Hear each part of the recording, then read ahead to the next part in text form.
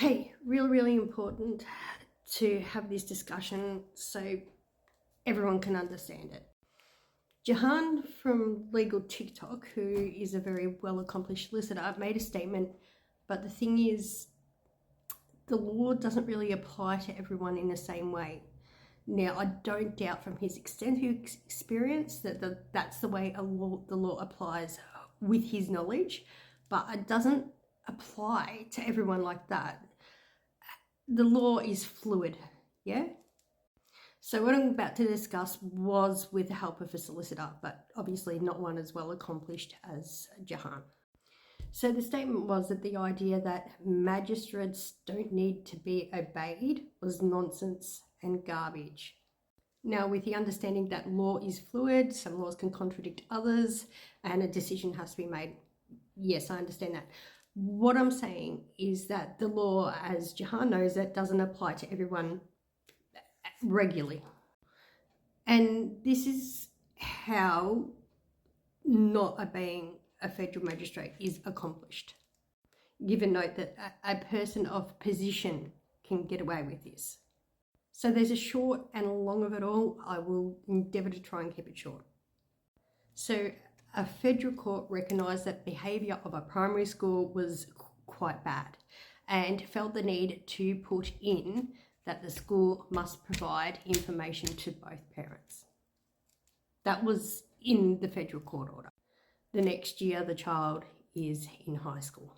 So essentially, the federal court had to give instructions to the school to do what's already in their national education law. It's already there. Now, I'll try to make this short. There was a long time of difficult harassment and not being able to access this information, which I had proved. The information was meant to be accessed via that app, and I only had a child's access. I didn't have a parent's access. And after being constantly told I did have the access, he felt the need to put this information through freedom of information to make it even more inaccessible to me. But if it's something you're saying I was able to access anyway and all other parents could do it, why would you need to put it through freedom of information? Okay, so this is in Education National Law, and it's an instruction in a federal court order that he's decided to ignore. Okay, here's where it comes in with the law being fluid, yeah?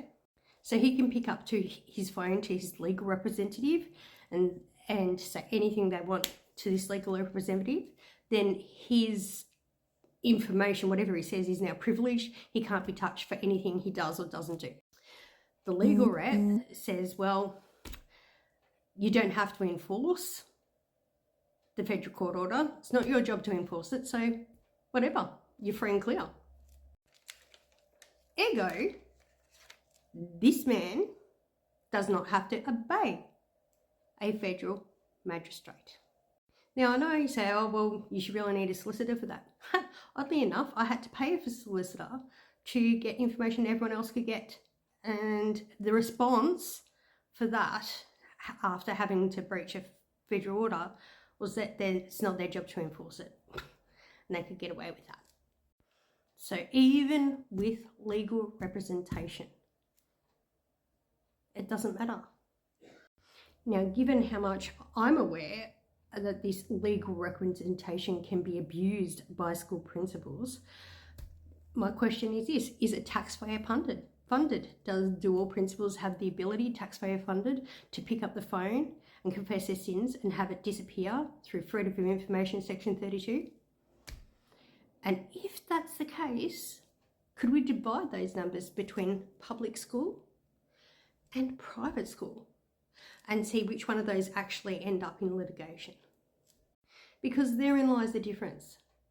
Would they have done that to a solicitor like Jahan? Yeah, I absolutely want to know if this is taxpayer funded, but I can absolutely tell you that obeying a magistrate is optional if you're a principal. So this principal is a type of principal to try and put young teachers in the path of stuff that he should be dealing with that's above their pay grade, that they don't have access of information to deal with because it's not their job to deal with it. But that's the type of person this principal is, because he wants to aggravate the situation and make things go nuclear.